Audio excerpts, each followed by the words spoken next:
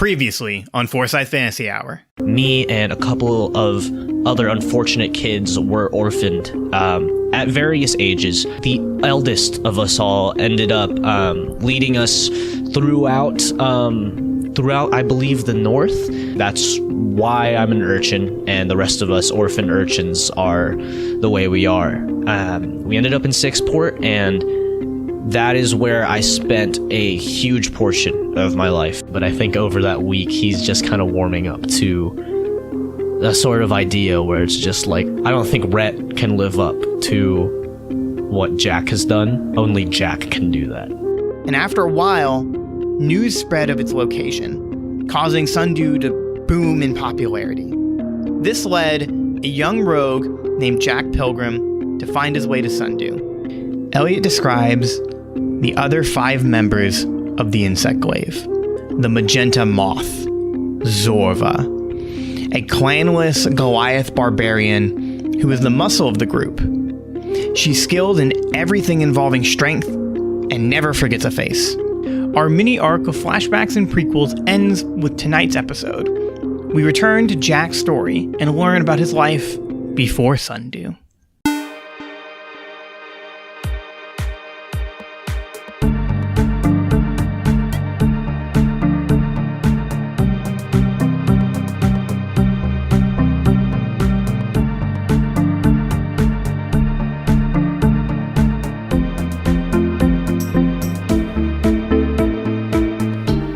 Hello and welcome, everyone, to Forsyth Fantasy Hour, episode 11.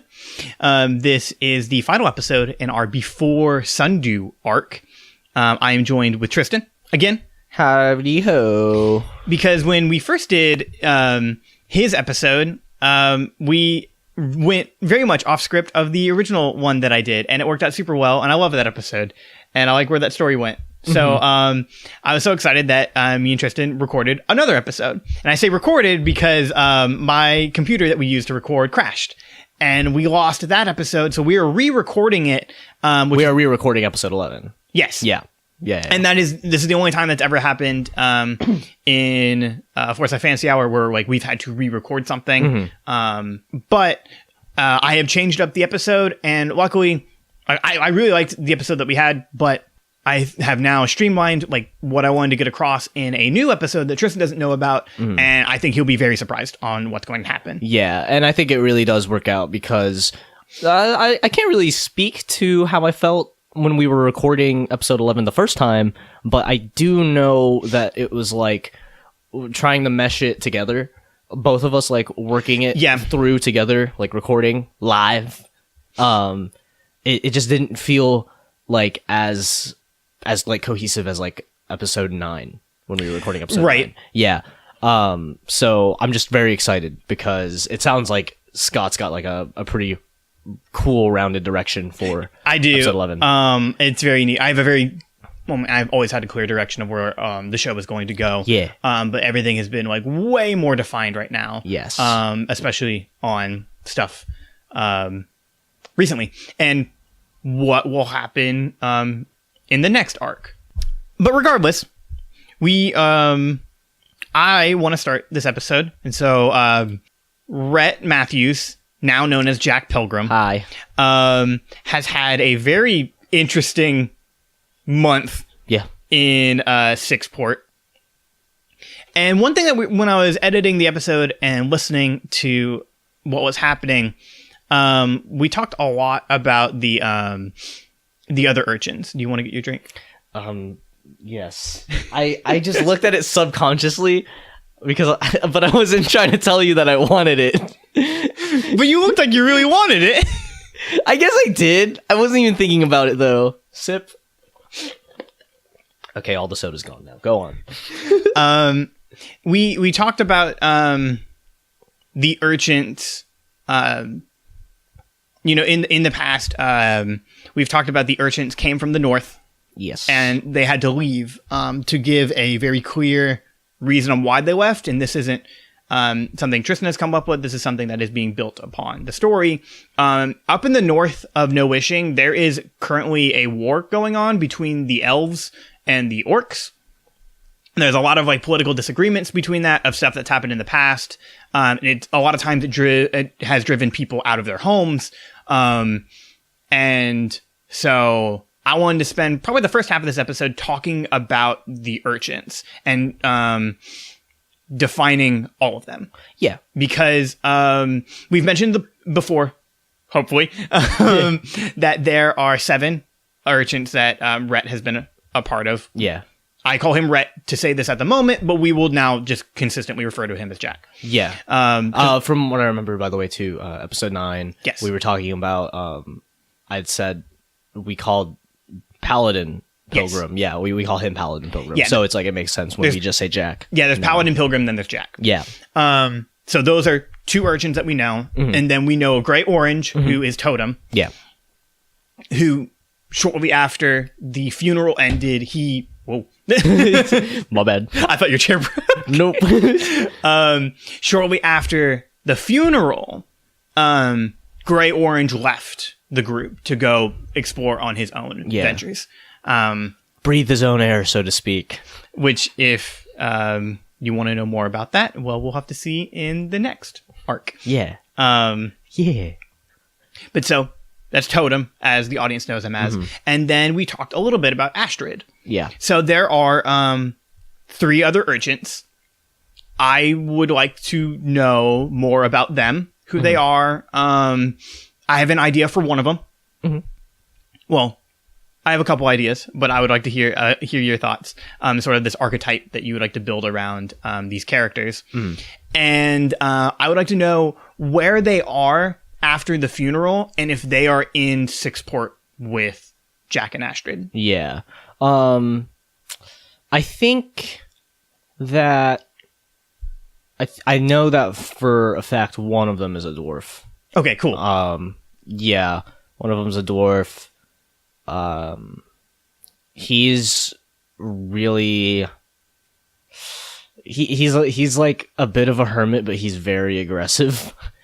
Okay, cool. Yeah, it's not like he's violent or anything. It's just more like he's that kind of like, what, you think you're better than me kind of guy. And I guess that can be attributed to his experience. Like, it's weird. Like, we all kind of went through the same thing, mm-hmm. getting kind of driven from our homes. But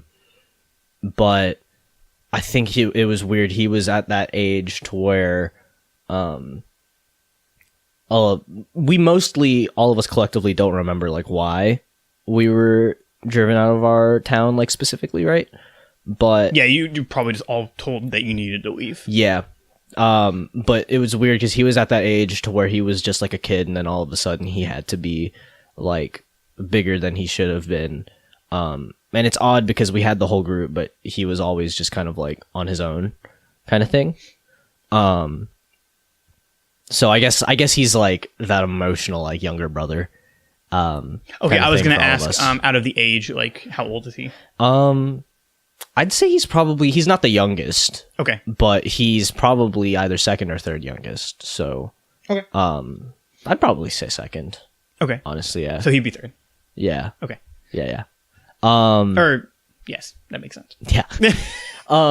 So I'd say he's probably in Sixport with us. Okay. But he's not with us. He's on the other side of town kind of doing his own thing. And that's cool. I guess we just respect that. Sure. Because it's cool when he's around, and it's not like we're not like always begging him to come out or anything, because we know that's just not how he likes doing stuff. Would he be working, or is he in school? Like, is he studying anything? He'd be like he wouldn't be like studying or anything. He'd just be working, I think. Okay. Probably in a merchant's guild yeah. with other dwarves, because that's very common. Mm-hmm. Yeah. I don't think, though, he'd be like a top boss or anything. I think he'd just be kind of like moving stuff around. Yeah. But yeah, no, he's mostly like quiet and comes across as very aggressive when addressed. Oh, cool. Yeah. So he's like a little I forgot what they would call like a mover in like a shipper. Ooh, I forget. That's driving me nuts because I can't think of it. I know. Oh man. He's a postman. Nah, I don't know. do you have a name for him? Oh, Jamie Rockman. I don't know about the last name, but Jamie could work. I really like Jamie a lot. That's really good. Yeah. Okay, cool. Yeah. Jamie's neat. Cool. We could do a clan name. Jamie, the Space Division, LAPD. He is not our Destiny clan. Yo, shout out to LAPD Space Division. Shout out, no. But like by clan name, we can establish a clan name later or whatever. But I will like to mention that the D&D 5th edition Player's Handbook does suggest one of the clan names being Iron Fist.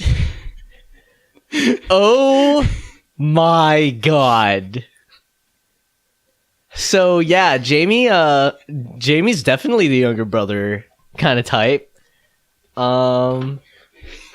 Which I don't want to use, but the fact of like this young guy working in like, he's like moving some lumber and someone bumps into me and he's like, "You don't want to mess with me. I'm Clan Iron Fist." Nah, man. Really he's just like, "What? You think you're better than me? I'm the immortal Iron Fist." That's really good. That's the name. I'm sorry, that's the name. That's his clan.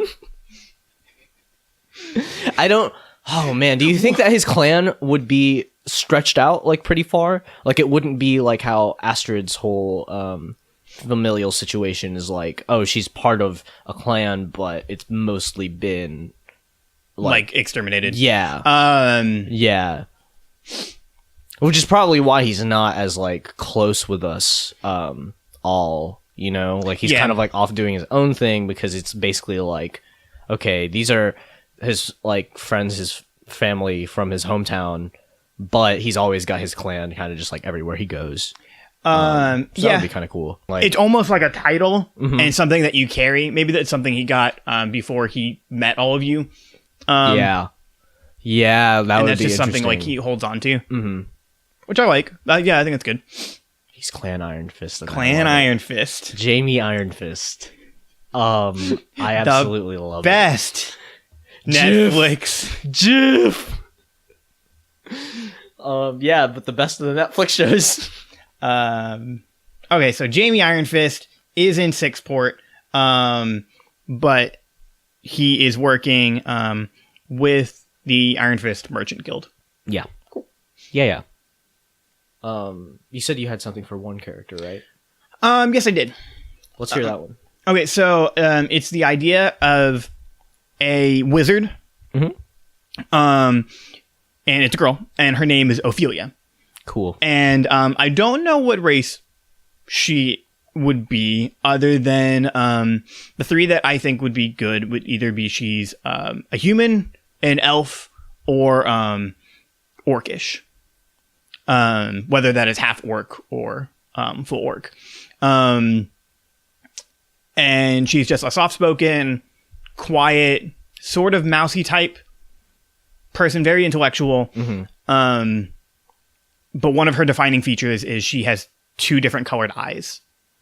And out of, I guess, the order of like oldest to youngest, she would probably be closer to closest to yeah, she'd be older than Jamie. Yeah, no, I really like that idea. I find it interesting that the race options you gave me included orc.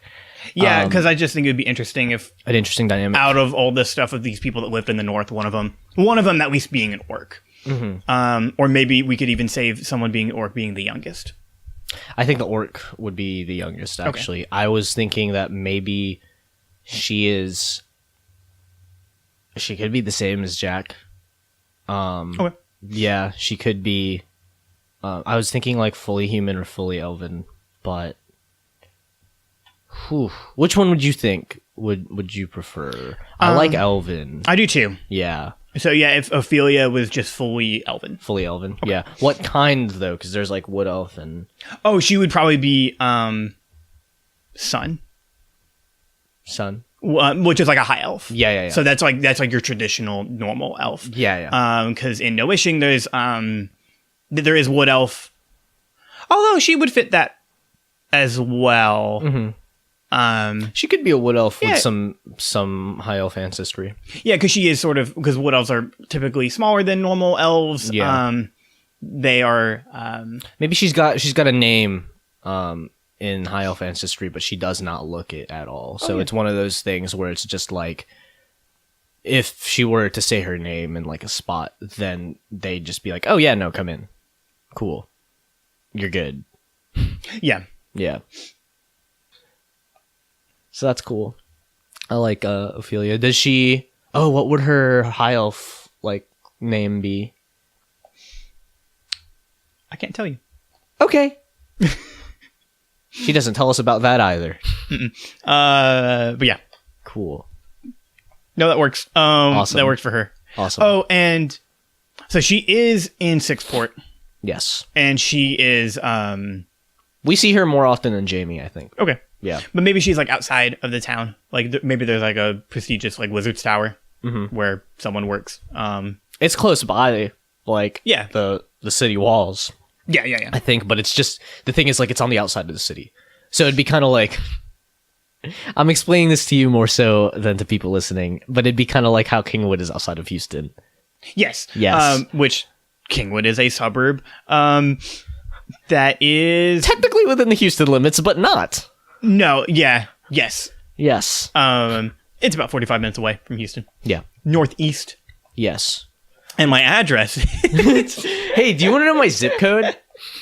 But no, I think because when I think of Houston, I think like mostly whenever I hear stuff, people talking about the city, I think of like within the Beltway 8. It's kind of like outside of that area.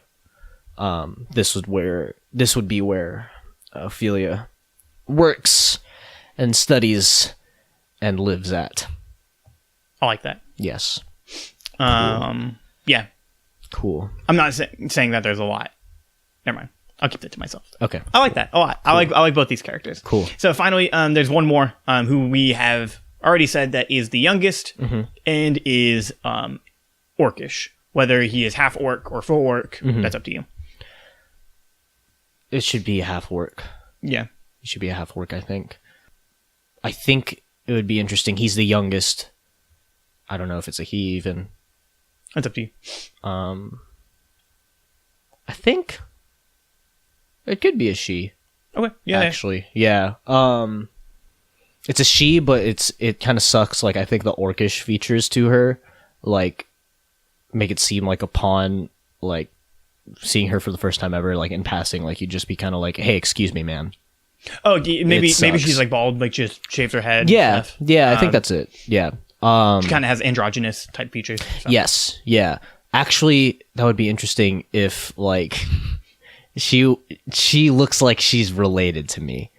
Okay. But not because of the features, but because we're like both Jack Pilgrim and this orcish character are both like bald. Probably at this point she's probably like same height as him, maybe. Yeah, because I think half orcs do grow up pretty quickly. Yeah, I know they don't have a long lifespan because it's like it's a little bit shorter than the humans. Yeah, because I was gonna say like there's that, and it would be interesting. I think she would be the kind of character who's always around Astrid, actually, since Astrid's kind of like the mom of the whole group. And this character is so young that, you know, I've been saying our group doesn't remember much, and she definitely doesn't, because she was like a toddler like when all this happened. So okay, basically her whole life, like, she's been with us. Yeah. But yeah, she's just been like the really, really young sibling. That's kind of like not too far removed from us, but it's just like we're all looking after her rather than kind of like hanging out with her as an equal mostly. Okay. So, yeah. And I think you'd think that it'd have been tough for her coming from like the north and being half orcish. But what's interesting is that it's rougher on us. She doesn't notice because she's just been like that and like was super young when all this was happening. Like, so her whole life she's just been kind of like oblivious to that maybe. Yeah, this is just her life. This is the only thing she knows. So right. It's not really anything different. Right. So it's like, it'd be interesting if, if she gets involved and our story like later on becomes involved with that part of our past, like a collective past, it'd be interesting because it would be the first time for her that like her familial like heritage kind of comes back to her in that way. And like, she just wouldn't know what to do about it, I think. Like she'd probably feel like she's more human than orcish, really. Cool. But yeah, she's always with Astrid, I think. So. And we say that she's the youngest. Like, how will we talk? Are we talking about a kid? Or are we talking about a teenager? Maybe at this point she's a teenager. Probably still pretty young. I'd say like 14, maybe. Okay. Yeah. So, for at least 10 years, you guys have all been running around with each other. Yeah. Okay. Yeah. I'm just making that like established, getting timelines straight with canonically, which is pretty funny because that's actually surprisingly lines up with Emmy's timeline as well. With her leaving. That's not, I didn't do that on purpose. It's just no, it just works. It just works out. Yeah. And then there's nothing hidden in between that, audience. That's just no. This just kind of happened. I also have a name for this character, and it's Nyx. NYX. Nice. Which I thought would be cool. Like the game on PS4 that was like free for a second. I thought that was Styx. Yeah. Never mind. What is it, Nyx? Like Nyx is like a name. It's an Egyptian thing. Magician thing? Egyptian? Like, Egyptian. Like goddess of death, right? I think it does have something to do with that, but I don't know if it's Egyptian per se, actually, now that you mention it. I don't know. It has to do something with death, which I think is very that's orcish, what I mean. which I like. Yes. Yeah. I don't think it's any deeper than that. Anything with her family history, up to you. Because honestly, we wouldn't know about it. We don't remember. Yeah, I got some stuff I can work with that. Cool. We have now canonically made the Urchins. There was Paladin Pilgrim, a human. Full human. Guardian. Yeah. Who has recently passed. And recent, I mean within... canonically now, because I'll get into this, but it's like almost been a year. We have a fire genasi named Grey Orange, who has left, has taken the name as Totem, who is now become a full-fledged vigilante. Yeah. He's not very good. That should be stated. Yeah, I was like, I'm doing that both in character and with the experience. Playing Grey Orange. Yeah. Oh, Grey Orange. We have a young mountain dwarf man named Jamie, the immortal Iron Fist. Protector of Kunlun, sworn enemy of the hand, and will never let you forget it. God. Who works in Sixport and works with the Merchant Guild of the Iron Fist. We have Ophelia, a high wood elf, a elven wizard who is studying her practices. Yes. A little outside of Sixport. Yes. And then we have Jack Pilgrim, Astrid, and Nyx, who currently live in Sixport.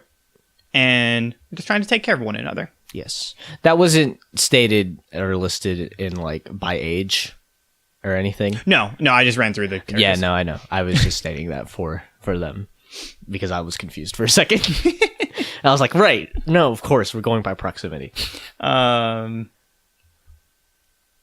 Yes, I did do that. Oh my goodness. I didn't even mean to do that. No, you're good. I mean, of course I did. Whoa.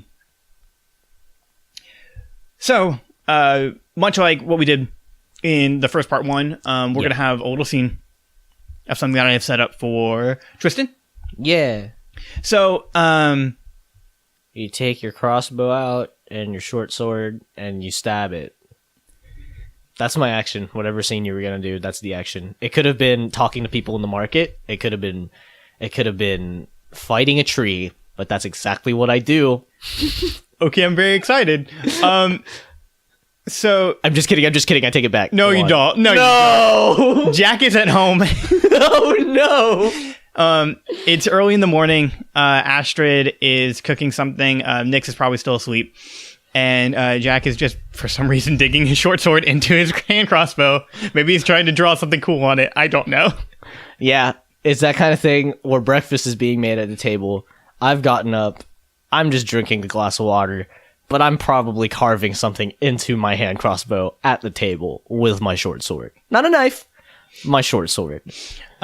This, in terms of time, is... So we're going to Tarantino this. This is a week before you leave for Sundew. Yes. But while you guys are there, it's a normal, typical morning. Nothing really out of the ordinary. Astrid is making a dish that she is working on. She's getting ready to go to work. She works at a deli, which is something we've established before, but now I'm saying it again because it is great. Yes. And by before, I mean you guys didn't hear that part of the episode, but it was something I really enjoyed. Yes. that Astrid worked at a deli. It's fun to note, too, that she probably gets a lot of help, unwarranted help, from the youngest one. Oh, Nyx? From Nyx, yes. Yes. And also Astrid and her culinary skills are in no way related to Devi, the caterer at the Barbarians Ball. That just happens to be a coincidence, but it's very funny that I like that all these lizard folk just cook. Which is great. She's not like she's a cook or anything. She sells the meat, but she like tends to cook at the house most. Yeah. Yeah. But you're all there when suddenly a letter comes no post on Sundays. We never established kind of your living situation. Yeah. I believe it's sort of like an apartment type thing in Sixport. But regardless, in your room and in the front door, a letter gets slipped underneath the door, and it comes like sliding in to the living room, and it's across the wood flooring, and it's just there. Yeah. And Jack does notice it. And what do? I pick it up with my short sword.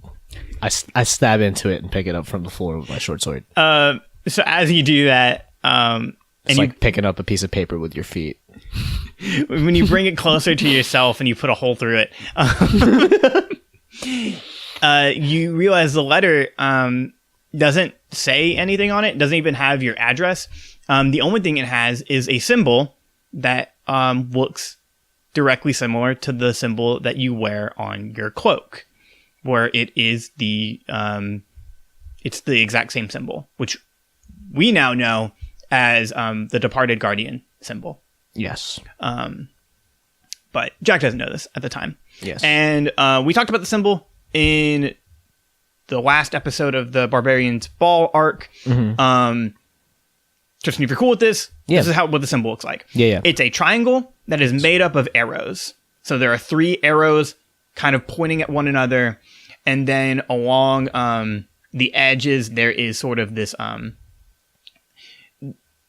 there's like a set of small writing along the sides, on your cape specifically, right. That look like tiny little triangles. It is a form of language that you don't understand. Gotcha. So that is outlined on the edges of these on this envelope. But in the center is just a golden triangle made up of arrows. 3 arrows to be specific. The first thing Jack says when he notices like the lettering and whatnot on the letter. The first thing he says is, "I did not mean to stab this important document." He just like says that to himself out loud. He's a little angry at himself this morning that he did this. But he opens the letter. So when he opens it, it simply says, "Dear Mr. Pilgrim, come to this address." And it has an address that is located in Sixport. And there is nothing else other than at the bottom is that same sort of triangular writing that you don't really recognize. Or you recognize that it is the same writing that is on your cloak and on the envelope, but you can't read it. Yeah. Hey, everyone. I call to everyone in the apartment, which is just Astrid and Nyx. So, yeah, Astrid kind of stops what she's doing. I just show him the letter. It takes a little bit longer for Nyx to get up. She just kind of gets up and she's like, What are you doing? What do I need to see this so early in the morning? I stabbed this important document. Why did you stab it? I thought it was a postcard. What if that was addressed to me? There was nothing on it. But all this stuff from my cloak. Pretty cool, huh? Astrid chimes in and she says, I disagree. This is pretty far from cool. Jack, you remember the last time you got a note with an address that you meant to go meet someone? Came back to this house in a bloody mess. So, no, I think this is a little bit far from cool. Yeah, but I mean, it's got all the triangles and stuff on it. I mean, the situation isn't cool, but the letter is nicer than last time's letter. You guys want to come with me this time? That's all I wanted to say. She hands really. it to you. Astrid does. Yeah. And then she kind of walks out and she grabs like her kitchen knife and she's looking out of the, like in the hallway and she just kind of yells, "Hey, who left this? Who left this here?" And she's looking around and, she can't find anything. And, as she's still kind of doing all of that, Nyx goes, well, yeah, sure. I'll go with you. All right, wherever, yeah, that sounds great. Yeah, that'd be cool. That'd be fun. Let's go. Astrid, you want to come? Make a persuasion check.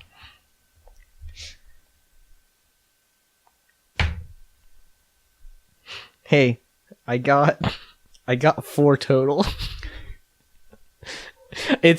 I guess I had just gotten up, so I had just gotten up this morning, so I'm just kind of like, hey, you want to come? We'll get some donuts on the way. So Astrid closes the door and she stands in between you and Nyx. Jack, I don't think this is a great idea. I don't think you should go. And I don't think you should take Nyx either. I mean, you said you were going to leave this life behind. You said you weren't going to, deal with anyone from the Underdark anymore. We don't know that this is from the Underdark. And, I mean, it's addressed to Jack. It's got the emblematic stuff on it. It might not be me they're asking for. But how'd they know to come here? To our house, to the house that's addressed to me. All right. This is shady. This is really not You're right. good. You're right. I shouldn't take Nyx. Jack walks out. Do I need to roll for that? No. I'd say you walk out. Yeah. And I just kind of walk out. Astrid is kind of flabbergasted at this, and she gets a little mad. And Nyx is just like, wait, no, what the hell? I want to go. I'll be back later. No, Jack. And she like runs out, and she's like, well, what's the address? Tell me the address. You read the letter. I didn't read it that closely. You're bad. And as soon as you say that, she gets pulled into the house, and as you walk down the hallway, I keep saying a house, it's an apartment. Right. You just hear the bolt doors lock on it, and then you hear some arguing between Nyx and Astrid. What do you do next? I go to the address. Maybe I pick up some breakfast on the way. Okay. But I just go straight to the address, really. Where do you no, I'm very interested in this breakfast. Where do you where do I go? Where do I go? Well, I go to there's this restaurant, and I think their specialty is serving chicken nuggets, French fries, the works. But they also do breakfast. Recently, they decided to put some chopped up nuggets with some eggs in a bowl and some hash browns. Called it the hash brown scramble. So we picked up that for breakfast with some orange juice. Is this Denny's? No, dog. This is Chick-fil-A. Okay. Which I just had. Not the hash brown scramble, but that new item was all over my food containers. So I was just thinking. So you go to the local chicken shop. Yep. The chicken fried shop. It's probably right next to the deli. To which you do not see Astrid at. It's not time for her. Yeah, no, it's closed on Sundays. I wasn't joking. There's no post on Sundays, which is why I went to go pick up the letter. I found it interesting. Okay. Yes. I did stab it with my sword, though. I was very tired. Just got out of bed. You hadn't have your eggs and hash browns. Yes. It is worthy to note that in this universe, their Chick-fil-A is open on Sundays, so... you're welcome. This truly is the fantasy hour. Whatever you wish comes true. So you got your to-go order. You're eating your hash browns. You're walking down the streets of Sixport. Yeah. And you go to this address. Mm-hmm. Make a perception check.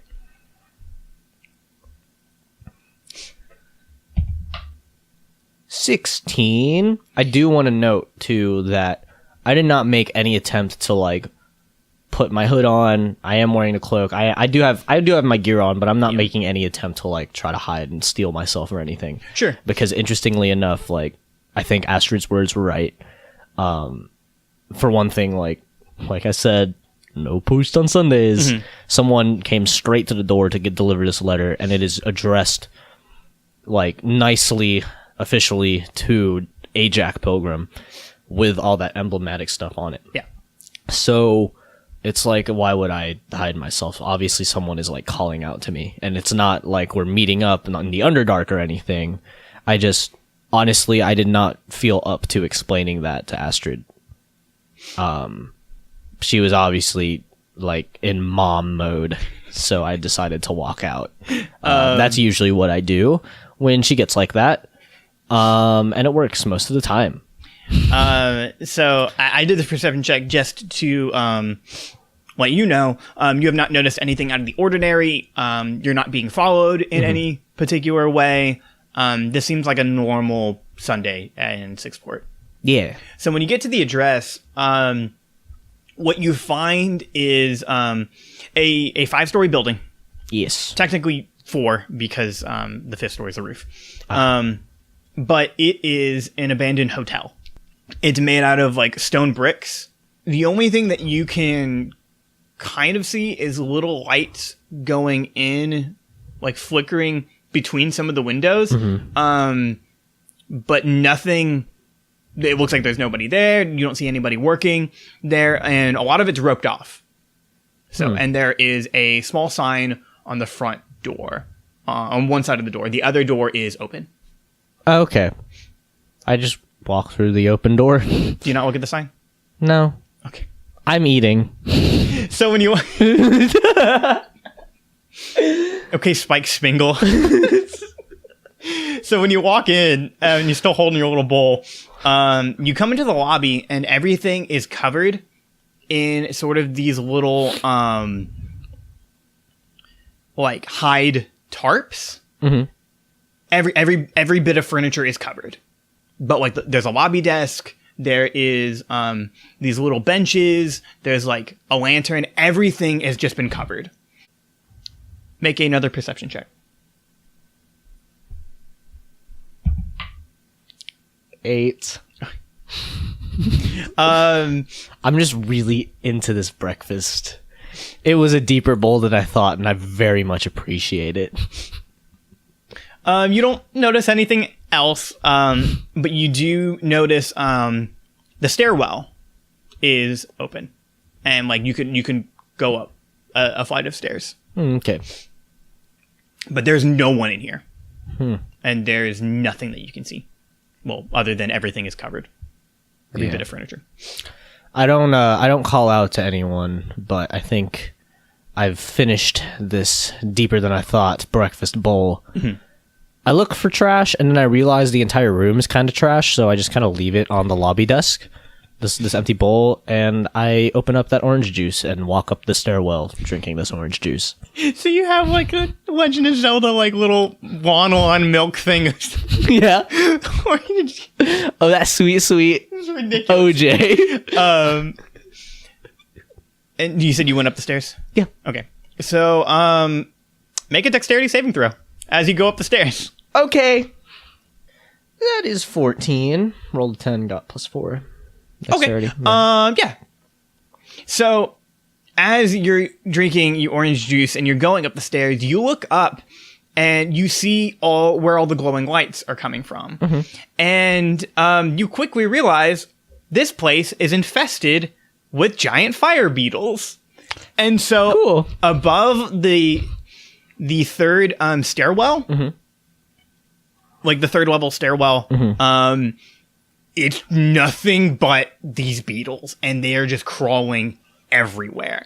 And a couple of them fall, some of the smaller ones, but a large one comes in and like kind of swoops down to try to like get your orange juice or attack you. Yeah. But you dodge out of the way, and then now it is currently behind you near where you just entered. So I would say you're like halfway up the first stairwell, going up to the second. And then now you got a giant fighter beetle behind you. And there Is it actively trying to engage with me in any way? and it's about the size of a dog. Okay. Let's say like a Labrador. Okay. Wow. Some of them are smaller, some of them are bigger. Gotcha. What do I know about these fire beetles? I never read the sign. I didn't read if this was a dangerous infestation. Make an intelligence roll.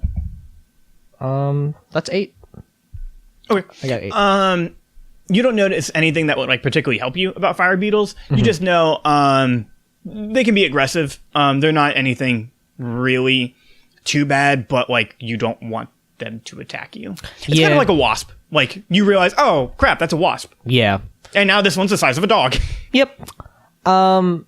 So at this point, I cap off the orange juice. I do plan on finishing it. And I just run to the roof. I just run up the stairs. Okay. So you go past the second level. As you get up to the third, if you'd like to make a strength test, Okay. because that is literally where the infestation is so bad that you will have to force your way through an entire swarm of fire beetles. I mean, orange juice isn't coffee. I figured this would be a good time to wake up this morning. Okay. Oh my god. I rolled 19. That's going to be 18 for strength. Listen, this breakfast was very good. Okay. Man, this is actually like pretty cool. You just like, I just imagine you see this thing and you're just like, not today. You put your orange juice. I would assume you have a little holster or in. I have a holster. I was like, this isn't a pouch. It's a holster that I can tighten around the bottleneck of the neck of the bottle. It's for potions, but you use it for orange juice. And you just run all the way up the stairs, and like these fire beetles are just coming at you, and you just start smacking them, and you just like keep punching your way through them. Kind of like, I don't know, a madman. And it starts to get a little bit thicker as you keep going in, but surprisingly, like you're able to get past them and you are forcing your way through. The more you do this, the more they start hissing and they start glowing a little bit brighter than normal. And a couple of them start to spark a little bit. Yeah, that's just the goal. I'm just trying to plow through them, but I'm not trying to like piss them off. That's why I didn't do something stupid like throw a bottle of fluid at a fire beetle. So they're not becoming super hostile, but they're becoming that way. Yes. So you are now almost to the fourth stairwell, and you're not at the roof yet. But now the fire beetles are starting to hiss a lot more. you can either choose to continue on or like you like press your luck with these fire beetles, or maybe go into another stairwell, the fourth stairwell, or the fourth. You're in like I'm in the stairwell. You mean you would like go to the into fourth the floor level and maybe try another stairwell. Well, yeah, maybe there's like a fire escape I can go. Yeah, it's up to you. Can I like look into the fourth floor? Like Yeah. You will probably have to step into the fourth floor, and like move away from the stairs. But yeah, you could do that. Yeah, because as much as I'd love to press my luck, I just that'd be too much motion for me. I don't want to throw up my food. So I go to the fourth floor. Okay. Shut the door behind me. So as you do that, you wait a little bit, and like you watch the fire beetles a little bit, and they start. They're becoming a little bit calmer. You have a bunch of fluid on you, so you are starting to glow. And I say that because there is no lights in the fourth floor at all. None of the lantern lights are on. Nothing is on. But there are a bunch of like hotel rooms that are open. I think at that point, I just kind of walk down the hall. I'm being very cautious. But do I have enough fluid on me to where I could do something cool, like take out the bolts for my crossbow and just kind of like put some of that fluid on it? Oh, that's a great idea. That would be really absolutely cool. Yes. All right, yeah. So I do that. I just kind of like have those lit, and I think as I go like further down the corridor, I'm kind of like letting loose these like little bolts of light to like kind of light the way. Oh, like placing them like opposite to the lanterns to where like it's glowing the area? Yeah. Okay, so as you do that, that's really cool. Yeah. That's awesome. Yeah, it'd be kind of like lighting candles, but it's with my crossbow. And with little darts. Yes. As you start lighting up the hallway a little bit more, at the end of the hallway, and it's an intersection. I swear, if there's a clown at the end of the hallway, this is it. This is it. This is it. But so the hallway you're in is just like, a single hallway, and then it divides into two. It's a three-way intersection. Yeah. In the center of this divide, there is a large figure just standing there. Oh, just a silhouette of a man? Of a Scaramouche, where you do the fandango. Jesus Christ. I was kind of thinking at first, maybe I go back on lighting the hallway, and at first I just fire like one lit crossbow like all the way across the hallway. But I like that I've lit the hallway, and now I see this figure. That's really freaky. Yeah, you've gotten at least like 3 of these bolts off, and then it's a humanoid figure too. Okay. He turns around and goes back to the stairwell. As soon as you turn around, you just hear footsteps like boom, boom, boom, boom, boom. And then I'm going to give you one reaction. One reaction? To do something. To do something. I forgot what reactions are, like what would consist of a reaction, but you can't do something extravagant, but you have the ability to react to something. But as soon as you turn around, this thing bolted towards you. Oh no! What is next to me? Like, am I maybe like close to an open hotel room? Yeah, you would be. Okay, so as soon as I turn around and I hear these footsteps coming up behind me, I just go to the nearest open hotel room door, and I lock and close that shit. Dexterity saving throw. Cool. That's gonna be a 23. Really? Yeah. Wait, did you get 19? I got 19. Okay. Yeah. Yeah, so you kind of do a Dark Souls style like roll, and then it just kind of like goes past, and then you close it, shut the door, and then now you're in a fairly dark room. You're still glowing a little bit from the fluid, and there is a window next to you. And in the room, there's just a bed. There is just a nightstand, and that is it. And then there's a lantern on the wall, but that's it. Okay.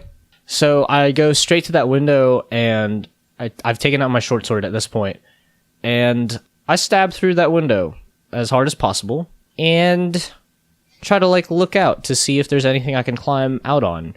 And if I can't, I would probably climb up the wall, like trying to stab my short sword into the wall from the outside of the building. Okay. Yeah. So as soon as you break out the window, you look, you see that there is a 4-story drop below you. You're close to the ocean area. You're a couple buildings away from like where the ships come in, but you do have a good view of that. When you look at the wall, there's a couple little handholds that you could probably get into. This side of the building actually doesn't look too sturdy. And it looks like that maybe this is where the fire beetles could have come in, because it kind of looks a little bit corroded. So you do have an ability to climb out. There's no fire escape, not on this side. Yeah.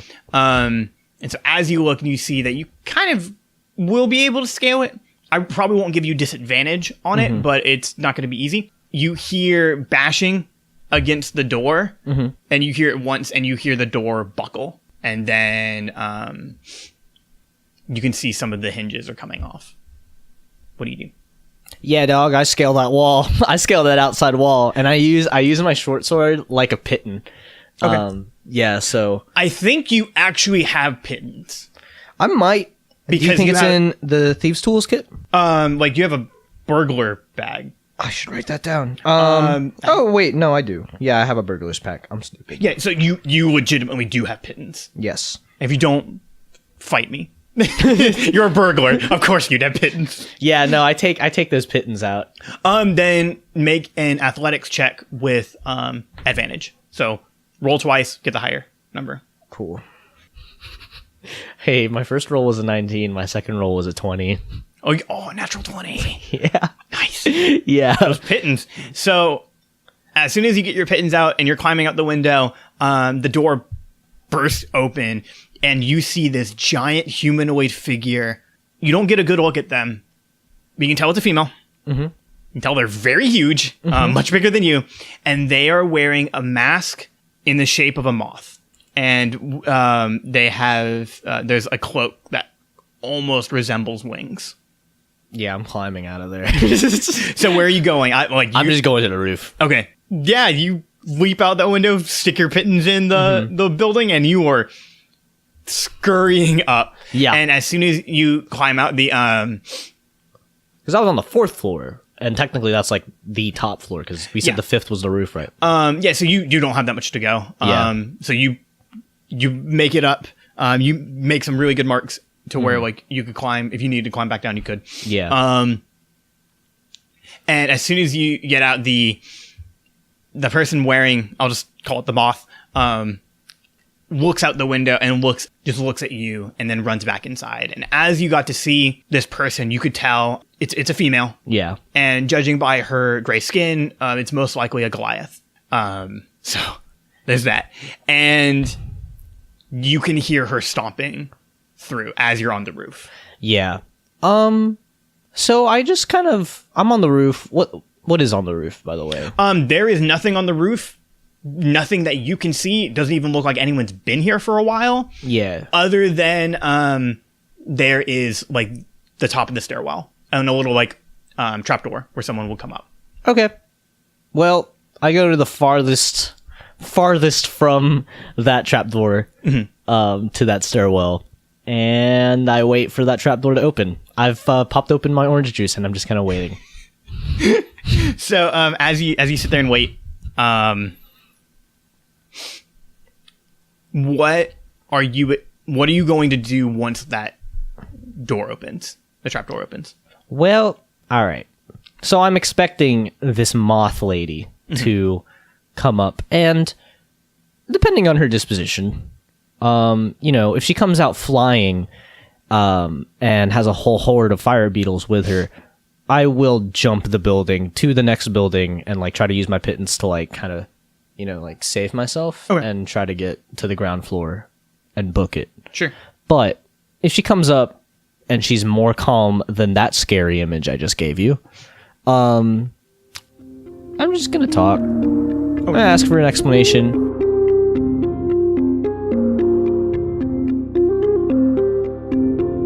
Hey everybody, Scotty here. I'm hoping you are all enjoying this week's episode. I know I've enjoyed working on it with Tristan and Vicky in these little flashback episodes. I think it's been really good for them in terms of characters, and I think it's a great way for giving them ways to experiment and flesh out Emmy and Jack. Or should I say Rhett? But that was the whole point of these flashback episodes, to start building upon the story of the world of the Forsyth Fantasy Hour podcast, and just giving them more practice to get on mic and kind of create these characters. And before I tell you how you can support us, which is the main reason for these little ad breaks, I do have a quick update and a correction that's actually for the episode. In this episode, I left out a conversation me and Tristan had about Ophelia, on how she is studying at school outside of Sixport.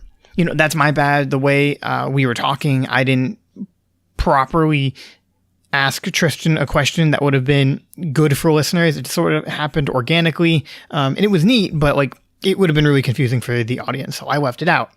So again, that's my fault, not on Tristan.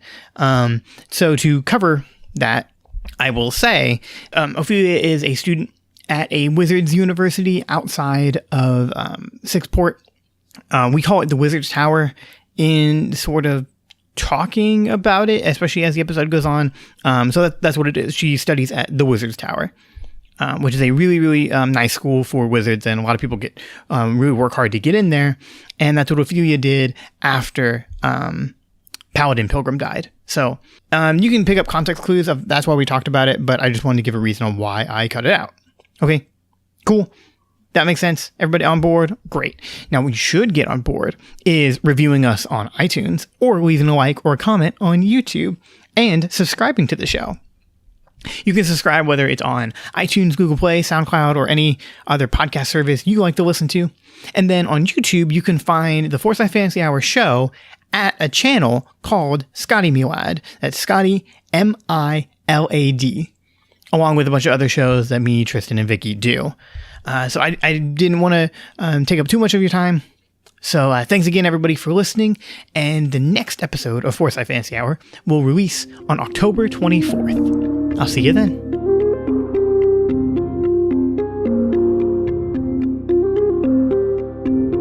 So as you sit there and wait, it takes a little bit. Mm-hmm. And you hear a louder rustling of the fire beetles. Yes. The door opens very violently, and she steps out and just stands and looks at you. Yeah, okay. Hey, I got your letter. That was your letter, right? What are you talking about? And she takes a step closer to you. So I've got this letter out, and I just read out the address. And I just, hey, this is the place, right? That is correct. Okay. Yet no one should have known I was here. I mean, I technically didn't. She laughs, and she goes, "Very clever. Yeah, very good. I'm no threat, obviously. Well, not when you're a threat to me when you're wearing that gear." Oh yeah? I just think it looks cool. So, well, I would have to disagree. And she takes another step towards you. My bad. Well, I've met people like you. In what way? Sip some juice. Your demeanor, your capabilities. Usually people don't get away from me, which I find very fascinating. So tell me again. Yeah? Half-elf. Okay. Where did you get that gear? I mean, it's pretty nasty and, torn up. I don't see why your first thought wouldn't be the trash, because that's exactly where I got it. The trash. Well, that's how I would describe most people who wear that as well. Trash. Well, that's rough. I mean, I'm not trash. I like myself a bit more than I'd say people like themselves. She takes 2 steps closer to you. You know, maybe not that much, but anyway, yeah. Like, I just kind of got this from Clearly, the you trash. won't tell me where you got your gear. That's fine. Yeah. What was your reason of coming here? I mean, Other than this letter, which, frankly, is not the best lie. Were you supposed to meet me? Are you my elf contact? no, I'm not. But I will tell you that this is not a lie. I got this letter, and I was told to meet somebody here. Look, I came up here because, honestly, I've been bored for the past couple months. I've been just kind of running around, doing some good deeds. It's been a good time, but honestly, I've just been bored. So I decided to follow this letter. I toss her the letter. Okay. Yeah. She quickly grabs it, and she goes, well, thank you. I was just about to ask for this. And she looks it over, and she kind of takes a while, and she looks a little puzzled when she sees that there's a hole in it. And then she folds it up, and she takes out a matchbox, and she lights it, and she just starts burning the letter. She goes, you have no problem with this? I mean, I still have the envelope, and the envelope had the cool symbols on it, so I guess you could do that. Give me the envelope. I left it at home. Well, that's not very smart. No, is it? I mean, no, but obviously if I don't know what it is, and let me tell you, I'm most of normal people. If I don't know what it is, and they don't know what it is, then who's to say I'm really some trouble here, right? It's just a bunch of shapes on an envelope. Well, me. I'm the one to say if you're trouble or not. Okay. You frighten me a little bit. I'm not easily scared. Well, it's 11 a.m. and you've got a whole bunch of bugs with you. You got a bug mask. You got a bug cape. And you nearly tackled me in the dark. So I would say maybe you're the one who frightens me. But I didn't say that. Well, then I got my purpose across. But there's something about you I like. Whether it's how you fight good, or the fact that you're not a very good liar, but not a bad one either. I don't try. Clearly. You seem capable. You quickly scaled that building. Seems like you've done things like this before. Mm-hmm. Would you have an interest in working with me?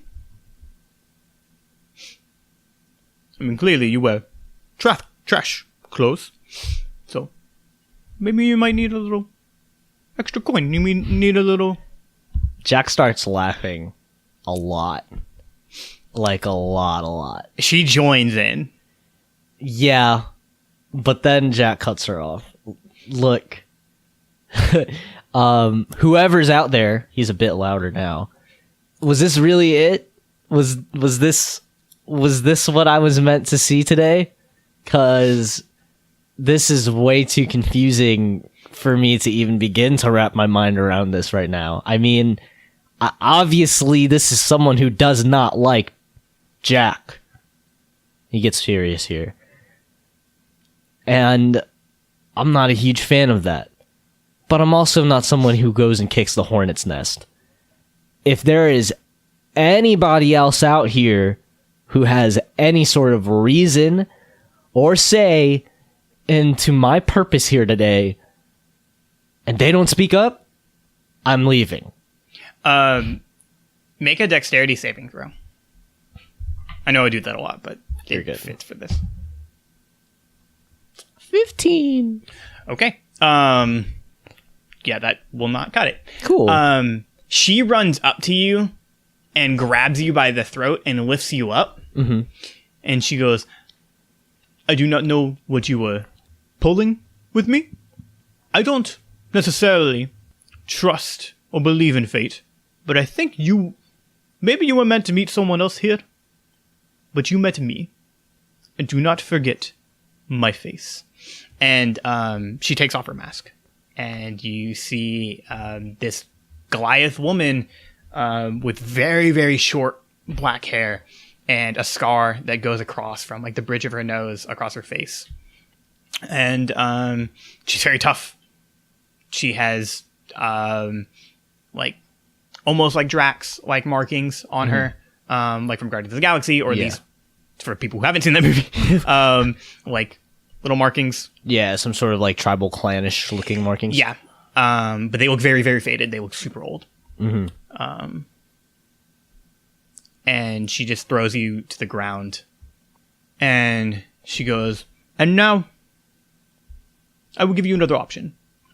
You either join me, or I'm going to unfortunately have to kill you. And as she says that, the building kind of shakes a little bit. And the hissing of the fire beetles get louder. And then make a perception check. 15. Also, wait. So she's got me held like on the ground, right? No. She just threw you on the ground. Oh, okay. But she was like going to step over you. Okay. But as everything shakes, you both see smoke coming from the trapdoor and some of the windows. And you kind of hear this bubbling noise, and something is reacting to the fire beetles, and this building's about to explode. And as who's the first one to notice that? She is. She goes, "What's your choice? Join me or to die?" I don't answer her. I jump off the building. So as you jump, make an athletics check.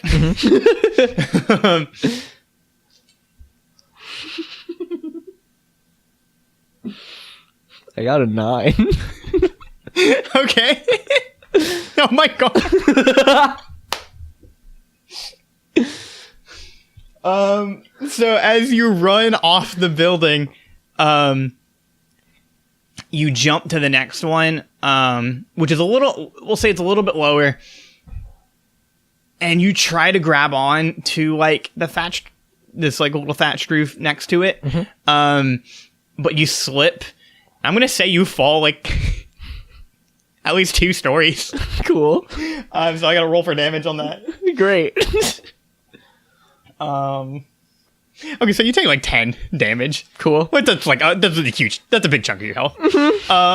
So you just you slide off and you just fall. Maybe you hit a couple of the railings on the side, maybe some of the stone, and you just land in a huge pile of just like junk and trash. Cool. And you are seriously hurt. Yes. You are not okay. And you look up and you just see her standing over, and she goes, I see you made your choice. And she puts on her mask, and you just kind of close your eyes, and she goes out of your view. And then the next moment, you're being dragged across the street as you watch the abandoned hotel starting to kind of slowly implode on itself. And you see a lot of what's called District 6, which is like the police militia of Sixport, like trying to deal with all of that. And the person dragging you is Nyx. Cool. And she goes, hey, that was pretty good, right? Yeah, thanks. In case you didn't realize, I set the fire. I blew up the building. Good call. I only wish that I made that jump. Yeah, I did too. Yeah, you really ate it. Pretty hard. You saw all of that? Oh, 100%. You're welcome. Ow. And she goes, "Hey, let's go, because we probably shouldn't talk to the police people, or District 6, because they're gonna have a lot of questions." Yeah. Hey, can we see Ophelia? Sure. Cool, thanks. Call a wagon. Okay, so this episode's so long. It really is. Nyx did her best to bandage you up. You're pretty beat up and pretty worse for wears. You got a huge bandage around your head. Cool. You land on your head, you might have a concussion. Cool. But yeah, so you take a little wagon outside of Sixport, and you go to see Ophelia. Now, on the way there, I've got all this stuff on me. Yeah. Something fun that I saw is the forgery kit that I have. Something interesting is that with, I think, the forgery kit... That's in your proficiency. That's in the proficiency, so I don't have it. Actually have it. I don't actually have But tell me what you want to do. Well, I totally lied about the envelope, because I still have that on me, or Nyx probably still has that, I think. But all I did was hand her the letter. Right. Like, there's absolutely no reason I wouldn't have left without that whole thing. Okay. Yeah, so... yeah, I would say you probably have the envelope. Yeah. I mean, something I wanted to try doing was seeing if I could use a forgery kit to, like, remake that letter somehow. But... Make a deception check. Deception. That's what I'll classify it as. So that would be a 22. Oh my god, you got a natural 20. Yeah. So I will say, with the help of Nyx, that she's probably a big factor of this. You forge a letter. Mm-hmm. And we just want it to look like, because from our understanding, there's like having the letter and like being able to source it, but I think just being able to see it, because we still have the envelope too. Yeah. Like, we'd be able to give it to Ophelia and see what she finds off of it. Okay. Yeah. Also, I'm hurt, so I'd like some help with that. So I'm not really into talking to Astrid right now, so we'll say Nyx had a huge part in helping that. Yeah. Maybe that's like her thing. She can forge things really well. Ooh, cool. Which I like. Yeah, you make this, you and Nyx, mostly Nyx, just because you're hurt. I'm not diminishing your skill. Right, of course. You make it look like 99% like it was. Mm-hmm. It is nearly identical. Mm-hmm. So yeah, you fold it back up to the letter, you seal it very well. Nyx is like, all right, we got it. And as you do that, you make it to the wizard tower that Ophelia is studying at. So what do you do next? Hey, does anybody here know Ophelia? We're just in the back of the wagon. And just like, I got a letter. It's for me, but now it's for her. There's someone reading like underneath the tree, and they're just like, "Oh yeah, Ophelia? That's who you're looking for, right?"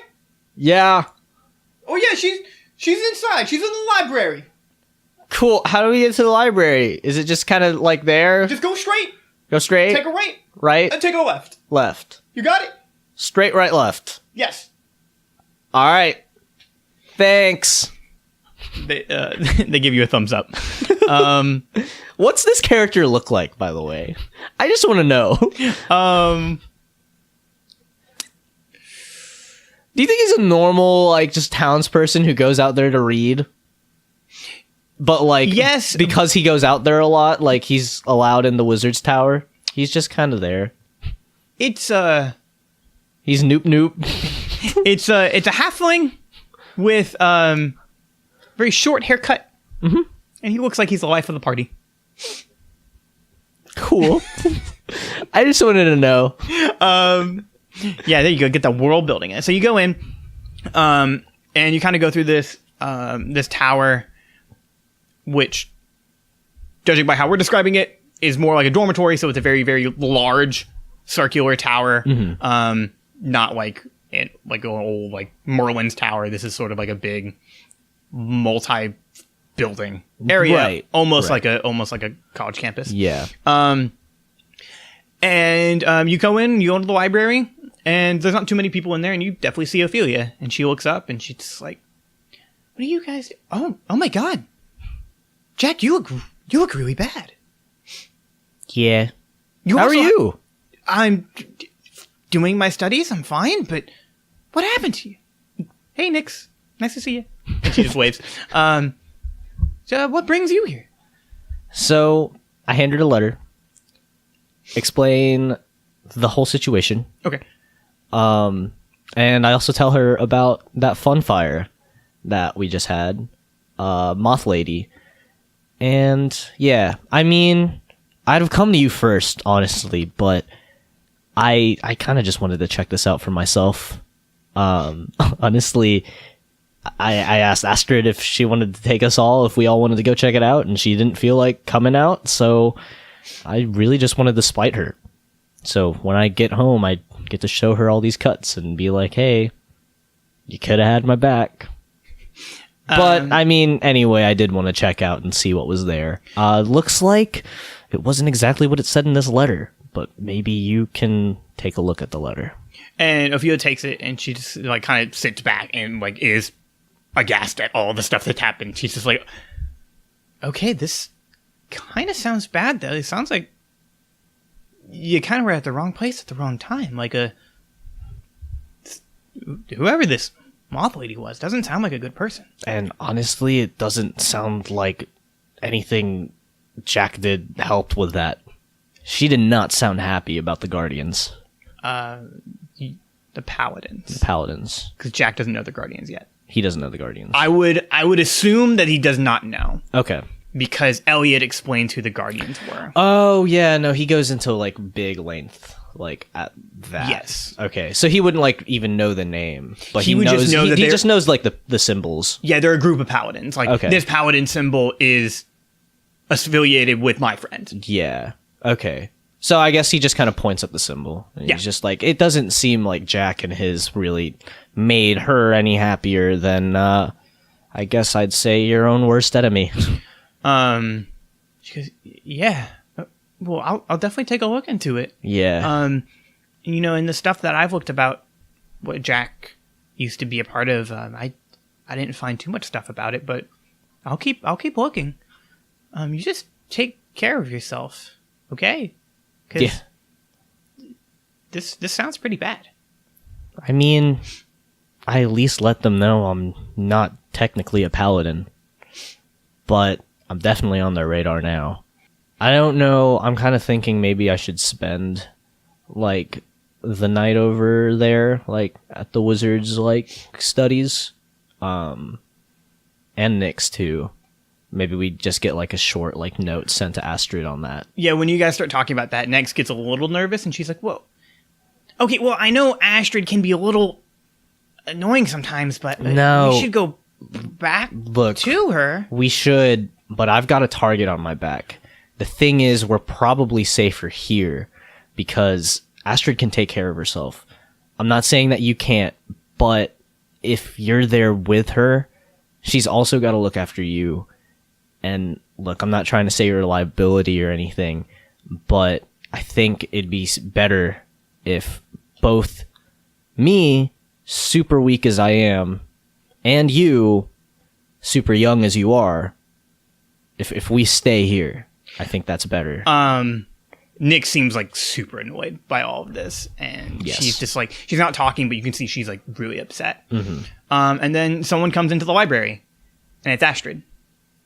And she walks in, and she just looks at you, and when you see her, she has a ton of bags with her. Oh. And she goes, yeah, Jack, I agree. We should lay low for a while. And she walks up to you, and she just gives you a big hug. She goes, look, what you did was incredibly stupid. And like I told you, something was going to go wrong. But clearly all of this is bigger than just all of us. And there's a reason the paladin wanted you to have his stuff. And whatever that is doesn't involve all of us. So I know you've been trying to figure out what all of this means and how you're interested in it. And she gives you another letter. She goes, and don't worry, this is information from me that I've gotten at the deli. There's a place up north of here called Sundew. It's a place where a bunch of adventurers go to gather information. I hear it's really safe. I hear it's a ton of fun. This gives you the chance to go on your adventure. And by doing that, you'll be the most safe on your own. Look, I know we're a family. I know we're a group. I know this is our clan. But right now, not all of us can handle themselves like you can. Or like the paladin could. Because that's why he picked you. And so, Nyx, yeah, I'm sorry, sweetie. We're gonna have to leave Sixport for a little bit. Wait, you're leaving? You're leaving too? Yeah, we all should. And she looks at Ophelia going, you probably should as well. I tried getting in contact with Jamie, but he wouldn't. He's got the clan. I think he's safer in those numbers. I don't know where Gray is, but I think if we all just separate for a little bit, that's going to be for the best. And it's not like we can't write to each other, or it's not like we're a part of a... Yeah. It's the safest for everyone. So I say, hey, you go up to this place called Sundew. Go there, meet some people, make friends. And like, actual friends. I know you would never do this, but like, I hear there's good people up there. They saved an entire town. They've done all of this stuff with all these cool magical artifacts. And that sounds like the perfect place for you. It's out of trouble. It's out of crime. It's just people trying to do good. Yeah. Halfway through this, he's kind of taken out like a fidget cube or a fidget spinner. He's playing with this glass ball that he's gotten, which shows no signs of anything. Right, yeah, no, it's just a ball. He's just kind of like rolling it around on the table, just kind of tossing it up and down. Mm-hmm. And yeah, I agree.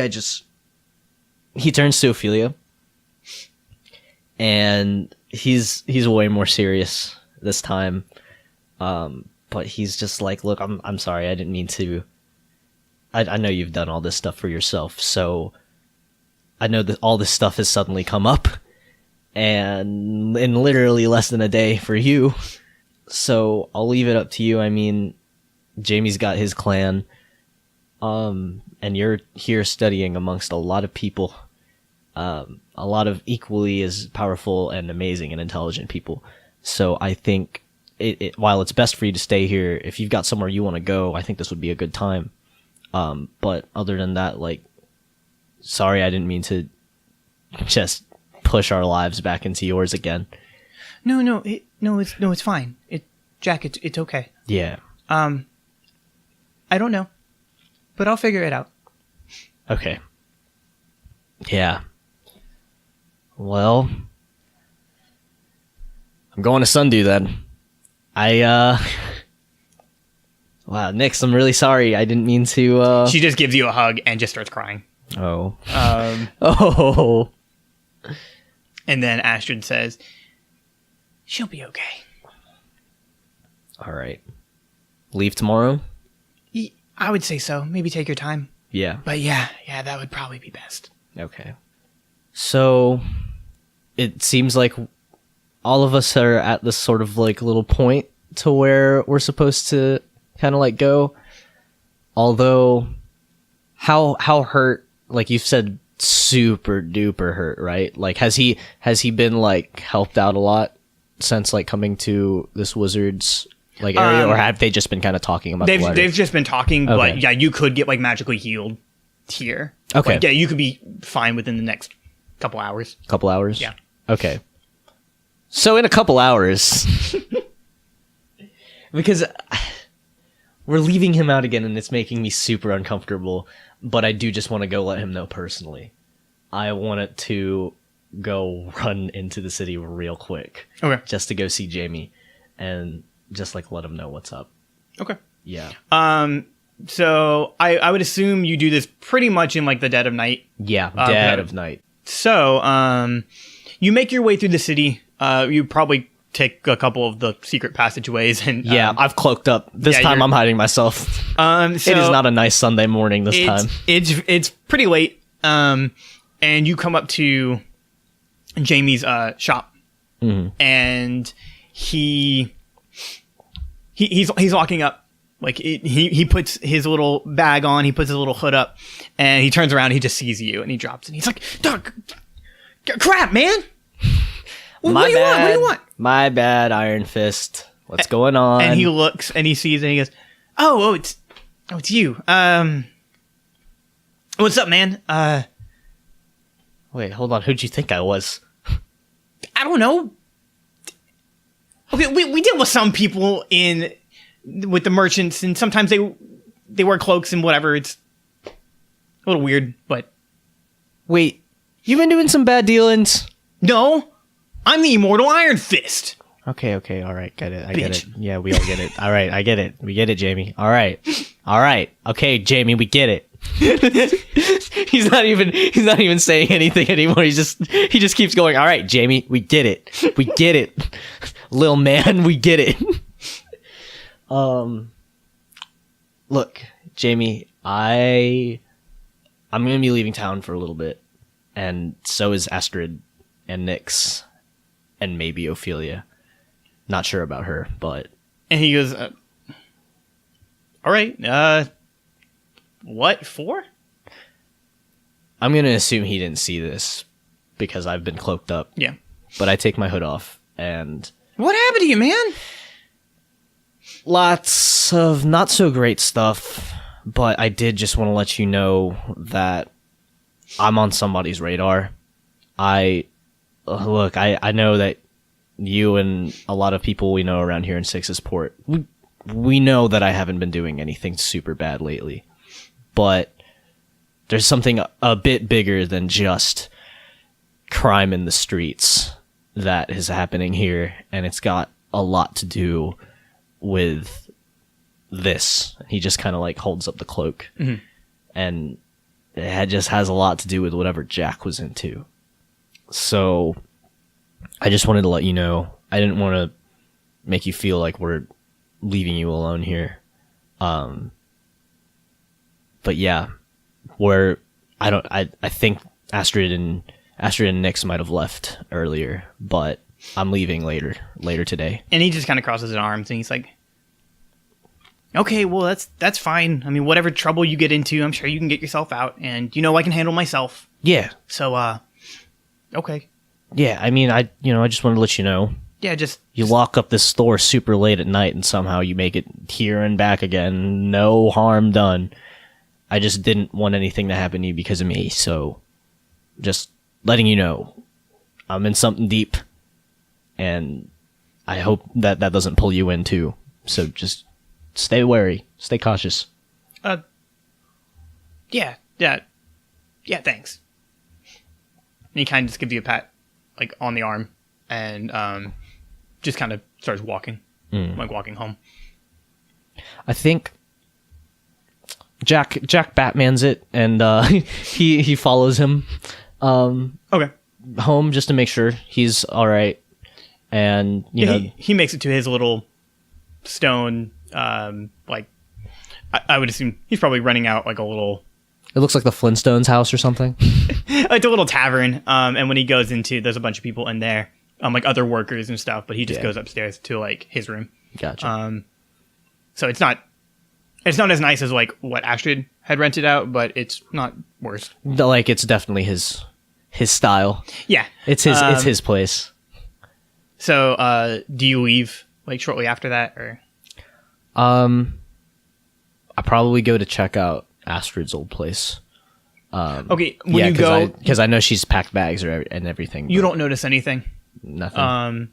Yeah, I would say you thoroughly check everyone, make sure everyone's okay. Yeah, and you don't really notice anything out of the ordinary. You don't see any symbols. You don't see any. You don't see the Goliath woman anymore. You really don't see much of anything. Up until whenever Well, at this point, do you think you would leave for Sundew? I think so. I think I'd make it back to the wizard's place and get all my stuff and make my way. So as you leave and you're on the outskirts of The College of Winterhold. Of Sixport. Mm-hmm. Like the last thing you see in Sixport is you see the little boy that you saved from Sylvian Valgeld. And he's just kind of sitting there. It looks like he's with a family. Oh my god. And he just looks up and kind of like glances at you in a sense of like, I think I know who you are. And he's just sitting there eating a little sandwich with his family. And then he looks back down. When he looks back up, he kind of like notices it's you and he just waves and then just keeps eating. Cool. I raise a glass of orange juice to that. A bottle of OJ to that. And then Jack Pilgrim, a rogue dressed in paladin's garb, makes his way to Sundew.